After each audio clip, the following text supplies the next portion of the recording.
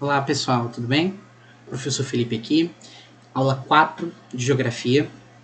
A ideia de hoje é a gente fazer a atividade de fixação do livro, ok? Espero que todos estejam em casa, aproveitando esse momento para estudar bastante, focando aí nos vestibulares que vocês vão fazer, que tudo vai dar certo, beleza? Tô com muita saudade de vocês, de verdade, tá? Vamos lá. Quero que vocês vão lá para a página 574, ok? Ou também atividade 3, dinâmica da crosta terrestre, beleza? Vamos lá. Questão 1. Considere as afirmações a seguir sobre os tipos de rochas encontradas na crosta terrestre. Olha aqui. 1. Rochas ígneas formadas pela solidificação do magma em profundidade são chamadas de vulcânicas. 2. Rochas sedimentares são formadas a partir da deposição e da litificação de fragmentos de outras rochas da superfície terrestre, que sofreram intemperismo e erosão. 3. Rochas metamórficas são formadas a partir da transformação de rochas pré-existentes submetidas a grandes pressões e grandes temperaturas. Quais estão corretas? Aqui já no item 1 você já ficou de orelha em pé quando você leu ela aqui, né?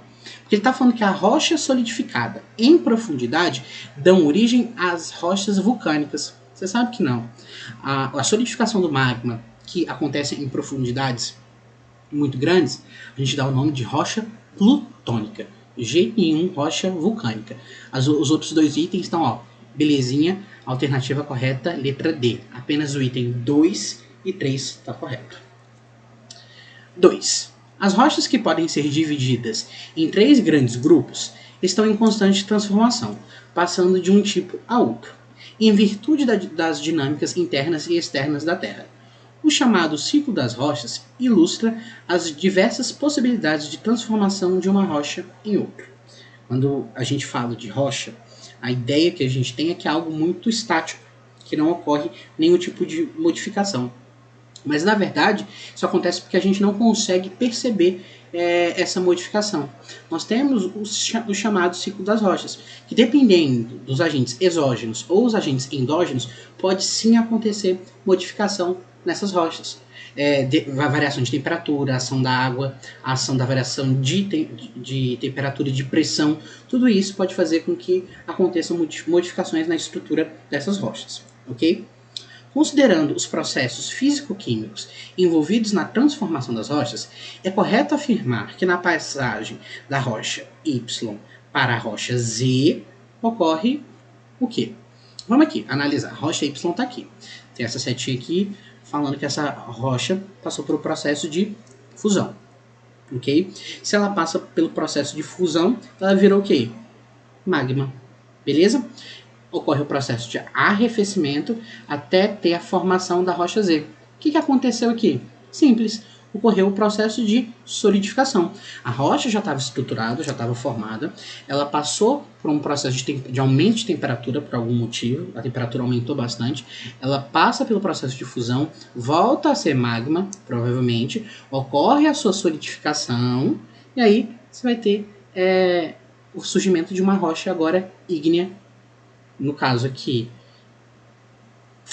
não está deixando claro, dependendo do lugar você sabe, né? Vai ser a rocha ígnea intrusiva ou extrusiva, vulcânica ou plutônica. Beleza? Vamos lá. Questão 3. Assinale a alternativa que preenche corretamente as lacunas do enunciado abaixo, na ordem que aparecem. A formação de arcos de ilhas oceânicas está relacionado a espaço, assim como a formação de fossas submarinas está relacionado a. A alternativa correta vai ser a letra D. Quando eu tenho a colisão de placas tectônicas oceânicas, duas placas tectônicas vão na mesma direção, eu vou ter surgimento de arco de ilhas oceânicas. Beleza? Quando eu tenho a colisão de placas tectônicas comuns, né, você vai ter a formação de fossas submarinas. Alternativa correta, letra D. Beleza? A figura abaixo representa processos associados à tectônica de placas. Você tem um esqueminha aqui, você tem aqui A, B e C. Identifique os processos destacados pelas letras, respectivamente. O A aqui, então você tem uma placa sofrendo aquele processo de subducção que a gente falou, outra plaquinha aqui da litosfera, essa setinha aqui que representa aquele movimento que ocorre lá na astenosfera, na camada superior do manto. Ok, vamos lá. A. A A é orogenia. Lembra quando nós temos um movimento horizontal das placas tectônicas? Eu tenho o surgimento de novo relevo, de uma estrutura aqui, orogenia. O B, essa placa aqui, ela não está entrando em contato com o magma, ela não vai passar por aquele processo de fusão. Isso aqui, essa região a gente chama de zona de subducção. E a C, que são essas setas, estão representando o movimento das correntes de convecção. Então, a alternativa correta é a letra A. 5. Observe o mapa abaixo. Aqui ele está mostrando placas tectônicas, ele colocou aqui números e alguns tipos de limites. Assinale a afirmação correta com relação aos pontos de 1 a 5 que constam no mapa. Ponto 1 situa-se entre a placa tectônica sul-americana e Nazca. O ponto 2 localiza-se na área de separação de placas tectônicas responsável pela formação de uma dorsal oceânica. O ponto 3 localiza-se numa área de colisão entre as placas africana e indo-australiana. O ponto 4 situa-se numa área de expansão do assoalho oceânico, responsável pela formação das cordilheiras dos Andes. O ponto 5 localiza-se numa área de formação de arco de ilhas, que corresponde a uma zona de subducção. A alternativa correta aqui, pessoal, é a letra B. Esse ponto 2 aqui, ele vai ser uma área de separação. Ocorre movimento divergente das placas tectônicas, uma vai para um lado, outra vai para o outro. E aqui nós vamos ter a formação de uma dorsal, ok? Que é aquela cordilheira montanhosa submersa, beleza? Uma sequência de rochas similares encontra-se na África, América do Sul, Índia e em outras terras emersas no hemisfério sul, que a gente está falando do hemisfério sul. As rochas são principalmente de origem continental e indicam que, quando se formaram, as terras do hemisfério sul eram parte de um mesmo supercontinente. O mapa representa a posição aproximada dessas massas continentais no final do período Jurássico. Então aqui a gente sabe que ele está falando sobre o hemisfério sul e o período Jurássico. O texto e o mapa fazem referência ao supercontinente chamado... Você vai marcar a letra D, Gondwana. Por quê? Porque a América do Sul, o hemisfério sul fazia parte da Gondwana e o hemisfério norte fazia parte da Laurásia. Aqui ele não está falando da Pangeia, ok? Ele está falando dessa divisão do hemisfério sul e do hemisfério norte, da Laurásia e da Gondwana. Beleza? Vamos lá. Questão 7. Observe a figura com destaque para a dorsal atlântica. Avalie as afirmações a seguir. Segundo a teoria da tectônica de placas, os continentes africano e americano continuam se afastando um do outro. Belezinha, certinho. A presença de rochas mais jovens próxima à dorsal atlântica, comparadas de rochas mais antigas em locais mais distantes, é um indicativo da existência de limite entre essas placas divergentes do assoalho oceânico. Belezinha aqui. Semelhanças entre rochas e fósseis encontrados nos continentes, que hoje estão separados pelo Oceano Atlântico, são consideradas evidências de que um dia esses continentes estiveram unidos. Beleza, certinho. A formação da cadeia montanhosa da dorsal atlântica resultou de um choque entre placas tectônicas norte-americana e africana. Errado. Os 3 itens aqui estão certos e o 4 está errado.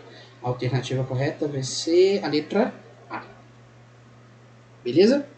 Acompanhem tranquilo aqui, formação de dorsal, movimento divergente da placa americana com a placa sul-americana e a placa africana. 8. Analise as afirmações a seguir, considerando os tipos de rocha, seu processo de formação e ambientes de ocorrência. A alternativa correta dessa aqui vai ser a letra B. Essas rochas podem ser formadas por processos diagenéticos a partir de fragmentos de outras rochas. Esse diagenético aqui, pessoal, tem a ver com a questão de sedimentos de outras rochas, a deposição e depois a solidificação delas. Rochas desse tipo podem se formar lentamente no interior da Terra a partir do resfriamento do magma. Essas rochas podem se formar a partir do processo de metamorfismo sofridos por outras rochas. Então, um aqui está falando de sedimentar, o 2, ígneas intrusivas, está vendo aqui, intrusiva, porque é lentamente no interior da Terra, e essa terceira aqui, metamórfica.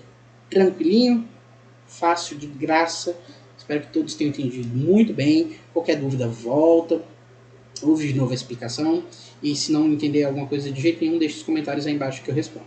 Um abraço, até a próxima.